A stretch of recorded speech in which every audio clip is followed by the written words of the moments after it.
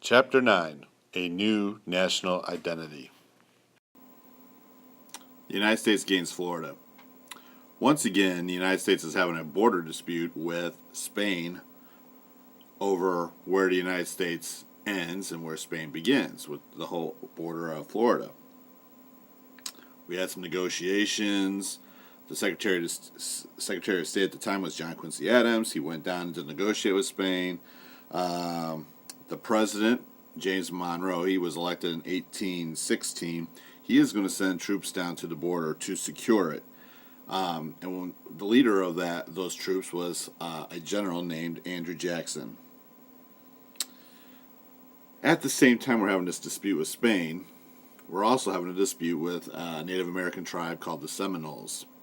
And Seminole raiders were crossing the border into the United States and attacking our settlements in the southern parts, as well as freeing slaves and letting them run off into Florida. So Jackson is going to send his troops into Florida, which is Spanish territory, to capture these Seminole raiders. But in the process of all this, he is actually capturing Spanish posts, and he also overthrew the governor of Florida. And, he's doing this without actually getting permission from the president. So Andrew Jackson's doing all these things. And, of course, Spain is really upset about this. But most Americans are okay with it. Jackson's presence in Florida will convince the Spanish to maybe negotiate. And so Spain and the United States are going to sign a treaty called the AdamsOnis Treaty, named after John Quincy Adams, our Secretary of State at the time, and a Spanish diplomat, last name Onis. This was in 1819, and it settled the border dispute. Essentially what the AdamsOnis Treaty did was give the United States Florida.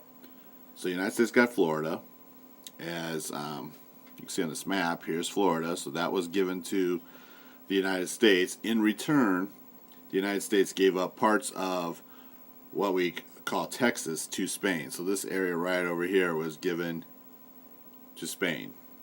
So we got Florida, we gave up parts of what was Texas, that became Spanish territory. The Monroe Doctrine. Spain had a huge empire, but as the early 1800s start to unfold, many of the territories that Spain once had are starting to rebel and seeking independence, especially in the 1820s. In the Americas, especially in South America, a lot of those places in South America were Spanish territory. We learned that a long time ago at the beginning of the school year. So these countries, slowly but surely, are gaining their independence. And they're getting help from a man named Simón Bolívar. He helps a lot of the countries in Latin America gain their independence. Now, with that happening, the United States was a little worried that Spain or other European countries would come down and try to take control of these newly freed lands.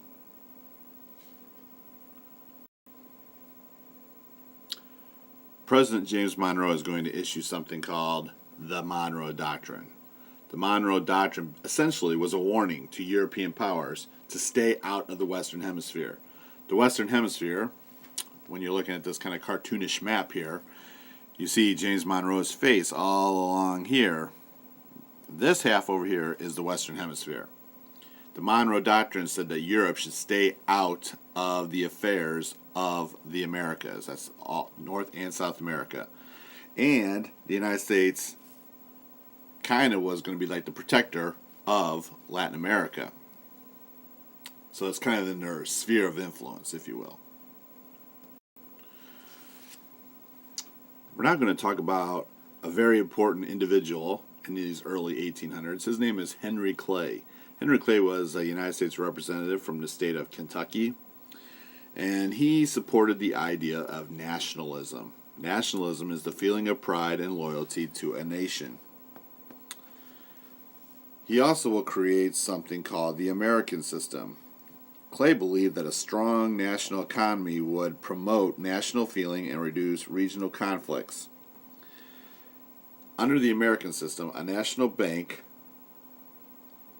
he felt, a national bank that provided a single currency, meaning money, and improved roads and canals funded by a protective tariff would help the United States.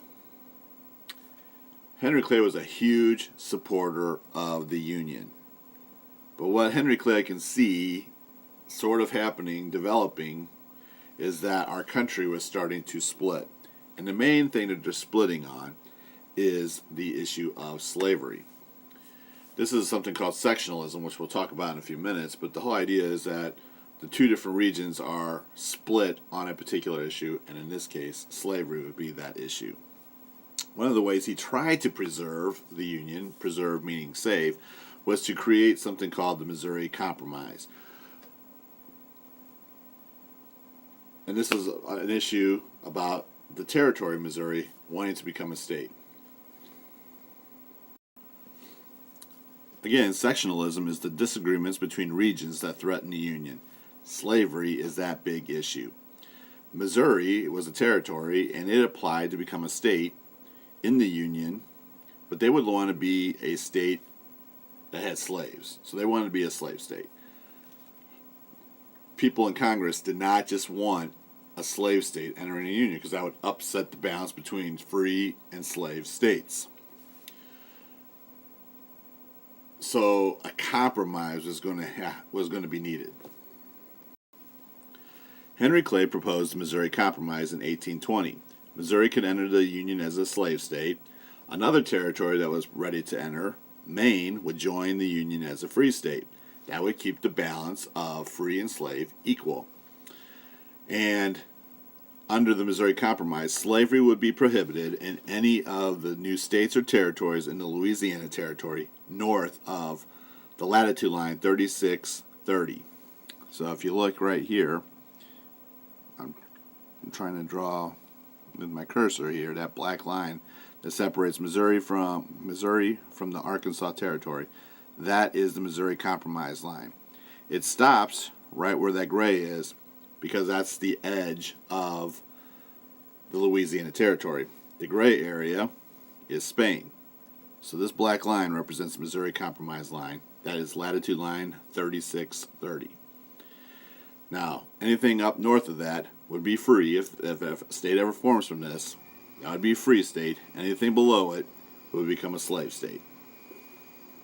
However, slavery still was an issue, and it still split our country. The election of 1824. This was a disputed election. So far, our transition from president to president has been pretty smooth. And most of the candidates for president have served 2 terms. So this year, James Monroe served his 2 terms of office, and now we have 2 new, and decided not to run for a 3rd term, just like all the other presidents have. And so we have 2 candidates. One is Andrew Jackson, who would kind of represent the Democratic Republicans. And you have John Quincy Adams, who is a Federalist. Now, at the end of the election, the results showed that Andrew Jackson had more popular votes than John Quincy Adams. However, neither candidate had the appropriate number of electoral votes. And so when that happens, as we learned in the Constitution, the election goes to Congress, and more specifically into the House of Representatives. When it gets to the House of Representatives, they choose John Quincy Adams as the new president. Andrew Jackson is just livid. His supporters are angry. They think that John Quincy Adams made a deal with Henry Clay, and they called it the corrupt deal, because when John Quincy Adams became president, he named Henry Clay the Secretary of State.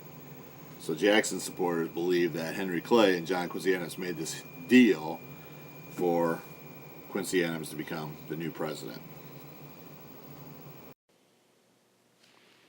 That is the end of chapter 9.